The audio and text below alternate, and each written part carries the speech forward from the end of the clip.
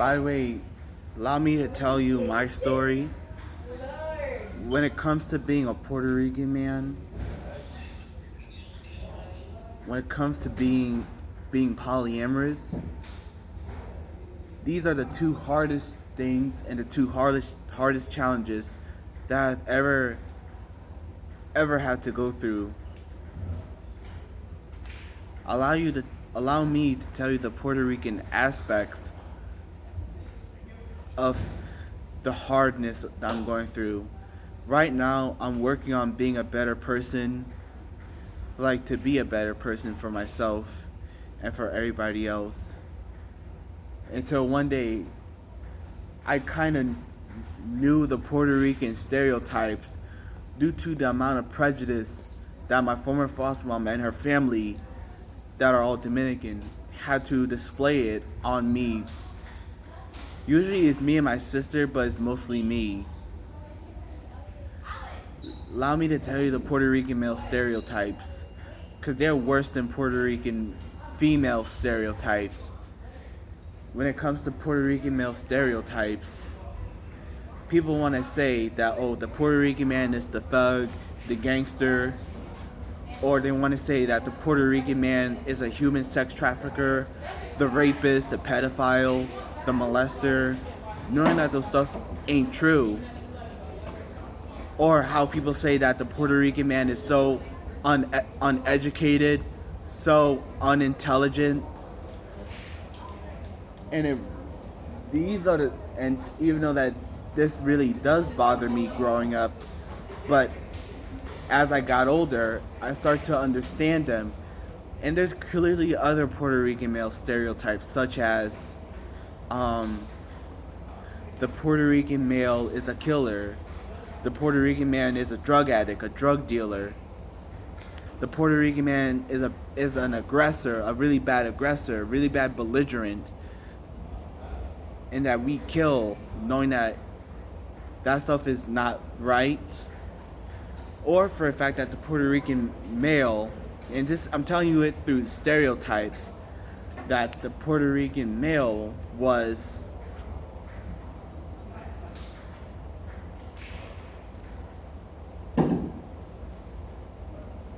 the kind of male that bring crime into it, that is a really bad fighter, the worst fighter. These stuff ain't true. Well, some of it are, but who am I to say it? In my opinion, none of this stuff is not true, and when it comes to people, they need to change the way that they see Puerto Rican people. That's all I'm telling you.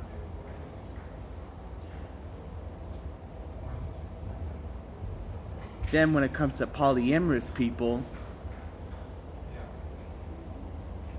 I'm living in a society where people like me, people who are polyamorous, people who are swingers, people who participate in open relationships or open marriages, or people who are consensual non-monogamous, period, we get to be shunned upon, we get to be frowned upon. And that's literally the society that's been displayed into us CNM people, which is stand for consensual non-monogamous people.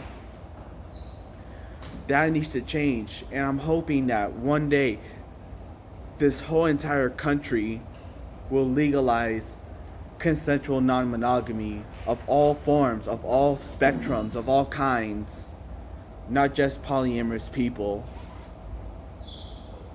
but to also really recognize polyamorous families as just families, though, and not as, oh, kids had to be taken away because the parents are polyamorous. Oh, the parents must be neglecting the kids, harming the kids, knowing that it's not true, because it takes a village to literally raise a child. Or how you can lose your job or your home or get discriminated at work just to be polyamorous. This whole entire thing needs to change, because right now it's already hard for what it seems. It's already hard for what it seems. that polyamorous people were not accepted in church, but sometimes we need to be accepted. But I know the reason why that we're not accepted is because in the church, when you're polyamorous, people might say, "Oh, it's a sin to have sex before marriage. You will go to hell for lust and fornication." But dude, God don't judge. God don't judge you.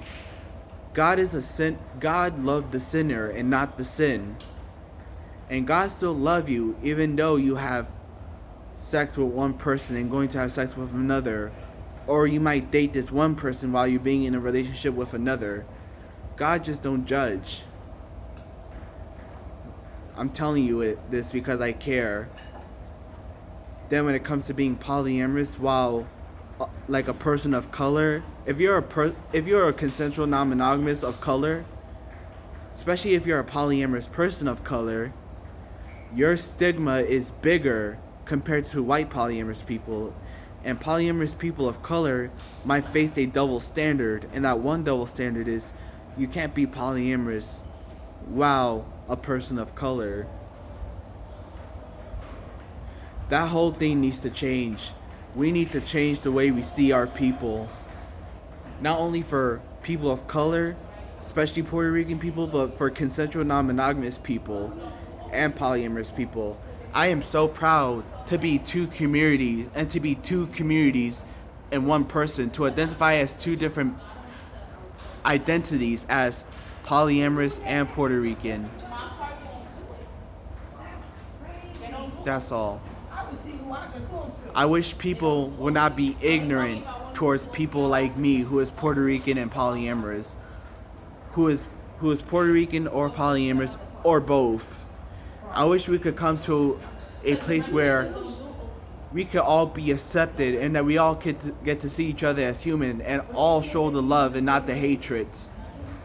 Because due to the times that we're living in, Florida just passed a bill to ban people for saying the word gay, knowing that it's okay for you to say the word gay, because I do believe that being gay is okay as a person who's polyamorous and who gone through the same oppression as people who are of the LGBTQ plus community, as a person who is a member of the CNM community, the consensual non-monogamous community.